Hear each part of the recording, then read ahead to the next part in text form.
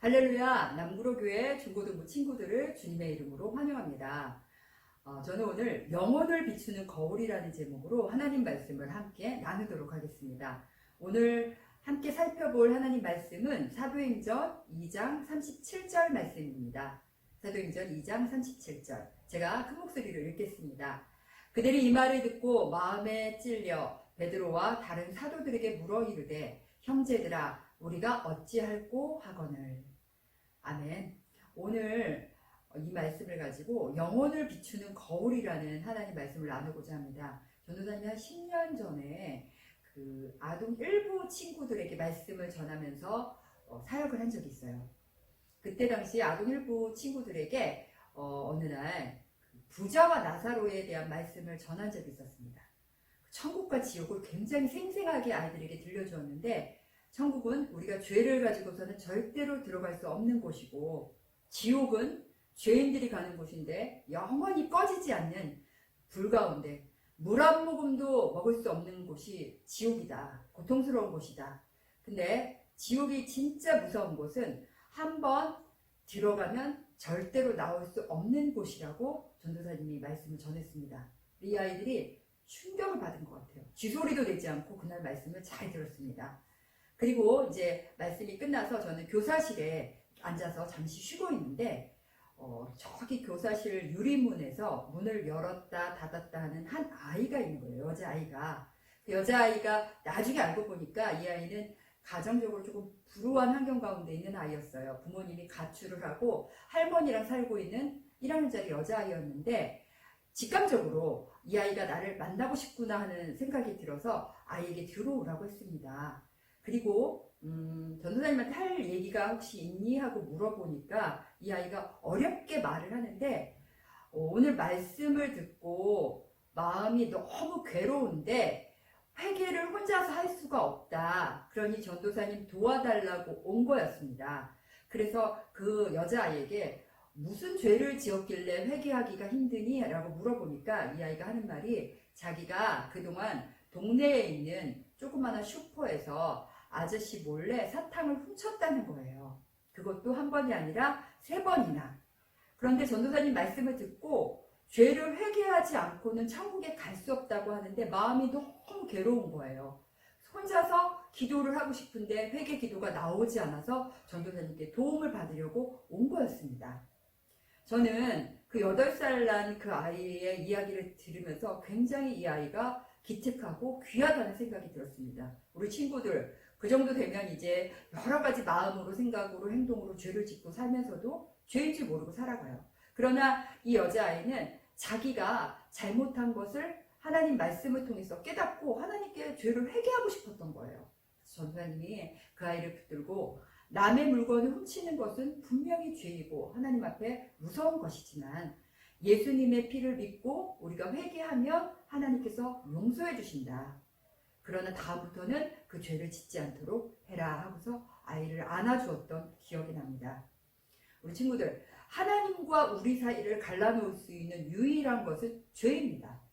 우리는 죄로 인해서 하나님하고 끊어지게 되었고, 죄 때문에 지옥의 형벌을 받고, 죄 때문에 지금도 살면서 고통을 받고 살아가고 있습니다. 죄는 우리는 아무렇지 않게 죄를 짓고 살 수도 있지만 우리 영혼을 더럽히고 마비시키고 결국은 하나님의 생명에서 떠나 죽게 하는 것이 죄의 무시무시한 그런 힘입니다. 그 죄를 가지고서는 결코 하나님께로 가까이 나아갈 수가 없습니다. 그런데 문제는 뭐냐면은 우리가 예수님을 믿으면서도 죄로 인해서 괴로워하는 친구들이 있다는 거예요.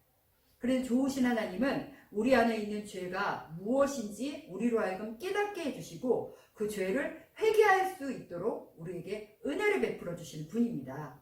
그 하나님께서 죄를 알게 하시고 깨닫도록 우리에게 주신 선물이 있는데 그것이 바로 하나님의 말씀이라는 것입니다. 히브리서 4장 12절에 보면 하나님의 말씀은 살아있고 활력이 있어 좌우의 날선 어떤 검보다도 예리하여 혼과 영과 및 관절과 골수를 찔러 쪼개기까지 하며 또 마음의 생각과 뜻을 판단하나니 라고 말씀하고 있습니다. 우리 친구들, 하나님의 말씀은 지금도 살아있습니다. 그뿐만 아니라 활력이 있어서 움직입니다. 얼마나 이 말씀이 날카롭고 힘이 있는지 마치 예전에 중세시대의 원탁의 기사가 가지고 있었던 칼처럼 양쪽의 날이 이렇게 서 있어요. 그래서 이 칼을 대기만 하면 앞에 있는 뭐 식물이건 물건들이 이렇게 베어지는 것처럼 그 하나님의 말씀의 검이 그것보다도 더 예리하다고 성경은 얘기하고 있습니다. 그래서 이 말씀이 살아서 움직이면서 우리 친구들의 마음 가운데 들어갈 때 어떤 일이 벌어지냐면 혼과 영과 및 관절과 골수를 찔러 쪼갠다고 말씀합니다. 그리고 우리의 영혼에 병들고 더럽고 추하고 하나님 싫어하는 것들을 말씀이 들어갈 때에 도려내고 잘라버리는 역할을 말씀이 한다는 것이죠. 또 관절과 골수를 찔러 쪼갠다고 했는데 하나님의 말씀을 들을 때 우리가 믿음으로 아멘 할 때에 우리 몸속으로 그 말씀이 능력이 들어와서 우리의 아픈 부분, 관절처럼 보이는 부분, 또 그 관절 뼛속에 들어있는 골수까지도 모든 병든 것들을 찔러 쪼갤 수 있는 능력이 말씀 안에 있다는 것입니다. 또 우리의 마음의 생각과 뜻을 판단한다고 그랬어요. 우리가 잘못된 생각과 마음을 가지고 살아간다고 할지라도 하나님의 말씀을 들을 때에 그 말씀이 살아서 움직이며 우리 마음과 생각 안에 들어와서 이것이 옳은지 잘못된 것인지를 깨달을 수 있도록 하나님께서 인도하신다는 거죠. 그러니까 성경은 너무나도 강력한 우리에게 하나님이 주신 정말로 귀한 선물이라고 할 수가 있는데 이 성경은 우리의 영혼을 비추는 거울이라고 할 수 있습니다. 우리의 영혼에 더럽고 추한 죄를 우리 스스로 우리의 육신의 눈으로 발견할 수 없지만 하나님의 말씀을 듣고 읽고 하는 중에 우리 안에 숨겨져 있는 죄를 발견하게 되고 그 하나님 앞에 나가서 회개할 수 있는 자리로 이끌어갑니다. 그래서 우리는 하나님의 말씀을 우리의 영혼을 비추는 거울이라고 말할 수가 있습니다. 오늘 본문을 보니까 이 하나님 앞에서 예수님 앞에서 굉장히 겁쟁이였던 베드로가 성령을 받고 나서 성령님을 체험하고 나서 마음에 성령이 오시고 나서 굉장히 담대한 믿음의 일꾼이 됐습니다. 왜냐하면은 그 이전까지는 죽음에 대한 공포도 있고 예수님을 좇으면서도 진짜 그 말씀을 믿지 못했어요. 그러나 성령이 오시면서 내가 죽어도 예수님처럼 부활하며 천국에 간다는 확실한 믿음이 그 마음 가운데 들어오게 됐습니다. 그러자 이 베드로는 밖으로 뛰쳐나가서 지금도 위험한 상황이었지만 하나님의 복음을 전하기 시작했습니다. 오순절날 그가 나가서 하나님의 복음을 전했는데 특별히 그는 예수님이 이 땅에 오셔서 사시는 동안에 하나님의 아들로서 우리에게 표적과 기사에 대해서 우리에게 선포하시고 보여주셨던 것들을 많은 사람 앞에서 이야기했습니다. 예수님이 이 땅에 오셔서 우리에게 구원의 길을 알려주시고 또 병든 자를 고쳐주시고 또 더럽고 악한 귀신을 쫓아주셨던 것들을 백성들에게 이야기합니다. 또한 그 예수님이 우리 죄를 위해서 십자가에 달려 죽으시고 부활하시고 하늘로 올라가셨다는 것을 사람들에게 전합니다. 그리고 마지막으로 예수님을 믿지 않는 그들을 향해서 그 십자가에 예수님을 못 박은 것이 바로 너희다라고 베드로가 이야기했을 때 놀라운 일이 벌어졌습니다. 그 말씀을 들은 사람들이 울기 시작한 거예요. 막 가슴을 치면서 그럼 내가 어떻게 해야지 구원을 얻을 수가 있습니까? 하며 부르짖기 시작했습니다. 성령님이 역사하신 것입니다. 무슨 뜻입니까?